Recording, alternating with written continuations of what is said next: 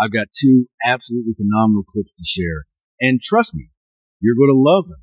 In the first, Senator Amy Klobuchar gets completely gobsmacked, and in the second, Ted Cruz from Texas absolutely obliterates his opposition right to their faces. You got to help me tap that thumbs up and make this video go viral. Why? Because what happened in Wisconsin, where a far-left judge actually beat Dan Shin, proves that propaganda, lies, and mass hysteria still have a powerful grip. The corporate cable media machine, the same hypocritical networks we've seen time and time again, still hold sway over far too many brainwashed citizens. It's absolutely insane that these people still have airtime. So we need to triple our efforts and work harder than ever to expose the truth. The first clip is just delicious. Watch as Klobuchar tries to sit high on her self-righteous throne, like so many liberal hypocrites, lecturing a lawyer about how attacking judges personally is beyond the pale. It was exactly what her own party has done. She tries to act like she's above it all, but then the lawyer calmly hits back with a quote from Senator Chuck Schumer himself. I want to tell you, Gorsuch, I want to tell you, Kavanaugh, you have released a whirlwind, and you will pay the price. You won't know what hit you if you go forward with those awful decisions. That quote alone proves the point. The left engages in exactly the same behavior they pretend to condemn. It's a perfect, three-dimensional moment of truth that shatters their narrative and exposes hypocrisy. I can't wait to hear your thoughts. Drop a comment below and let me know what you think of that exchange. Now for the second clip. Get ready. Ted Cruz steps in his rhetoric. His delivery is something to behold. I used to teach Aristotle's principles of persuasion, and let me tell you, Cruz is on another level here. Want me to continue with the Ted Cruz clip section 2? When it comes to rhetoric, ethos, pathos, logos, audience, purpose, message, Ted Cruz is one of the best. I love Senator Hawley too. And I had to share this clip where he straight up tells the Democrats to their faces that they are absolute disasters. Watch this. Democrats today hate democracy. They're angry that voters re-elected Donald Trump and chose a Republican Senate and House. Now they're using lawfare to stop democracy from working. He says it plain and clear. This is phase 2 of the lawfare operation. Since their indictments and legal attacks against Trump failed to stop him, they've shifted tactics. Now they're seeking out radical, activist judges appointed by Obama or Biden who will block policies they disagree with. They're forum shopping like crazy. He points out how one judge ignored U.S. immigration law on TPS, even though the law clearly says there's no judicial review. But Democrats found a judge who said, "We are the party of illegal aliens, murderers, rapists, and gang members, and they'll do whatever it takes to keep them in our communities." That's why Democrat approval is down to 26%. They put radicals and open borders ideology ahead of the law. Cruz says nationwide injunctions are a total abuse of power. Unelected judges try and play policymakers. And this committee has a duty to stop that. And what's crazy? Look around. The Democrats are sitting on their phones. They don't even care. And then it gets even wilder. Someone tries to speak up, calling for civil debate, saying if Trump wants to make change, he should do it legally. But the only reason these injunctions are happening is because the left doesn't care about the Constitution.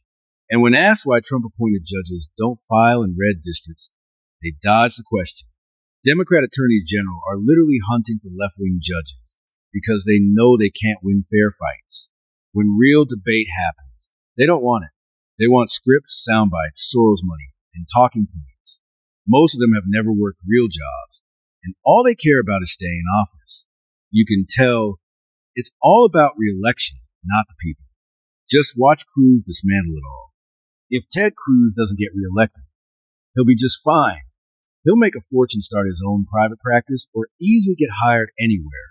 But these other losers, these feckless, spineless people, don't have a single genuine bone in their bodies. They wouldn't even land a job flipping burgers at McDonald's. Now, back to the hearing. I'd be following Senator Cruz. Excuse me. I mean in the speaking order, not following him personally. Go ahead, Senator Klobuchar. She jumps in, frustrated, saying she'll take more than her time since Cruz took more than this to yell at her. But Cruz pushes back, saying he wasn't yelling, just asking questions. Klobuchar then tries to make the case that the reason so many of these cases are being filed, and why judges appointed by Reagan, Bushes, even Trump himself, are ruling the way they are is because what's happening is illegal. She points out that Trump used the White House social media to post a photo of himself wearing a crown with the caption, "Long live the king," reminding everyone that we don't live in a kingdom, and Elon Musk isn't his court jester. This is a nation of laws, and no one, not even Trump, is above them. That's why 39 different judges, appointed by presidents from both parties, have blocked his actions. It's not because these judges are crooked or evil, as Trump and his allies have claimed. Those words are dangerous. That kind of rhetoric leads to more and more threats against judges, which is exactly what's happening now. U.S. Marshals and federal judges themselves are raising alarms over the spike in threats. Klobuchar recalls a terrifying moment when a man showed up outside Justice Kavanaugh's home with harmful intent. And contrary to Cruz's claim, both Republicans and Democrats came together afterward to pass increased funding and protections for judges. So when Cruz says Democrats don't cry violence, it's just false. They didn't just speak out, they took action. She finishes by saying that kind of misleading language makes things worse. And unfortunately, Cruz had already left the room and didn't even stick around to hear her response to his lie. But it's all right there, in the name and the facts and the truth. Look, nomenclature is destiny. And Amy Klobuchar fits the role like a central casting villain, the classic out-of-touch vice principal. She represents everything lifeless and broken about institutions, not just in politics, but across our entire government. Meanwhile, Trump posts a meme and they act like it's a federal crime. God forbid we have a leader who actually engages with the culture. Most of these swamp-dwelling hypocrites don't even know how to connect their phones to the internet. But we've got someone who lives in the real world. Someone who doesn't just understand the culture. He creates it. We love his policies. We love what he stands for. And we love that he's a true American badass. He doesn't need more money or power. He's already got it. He's governed by providence, surviving that horrifying assassination attempt in Butler, thank God.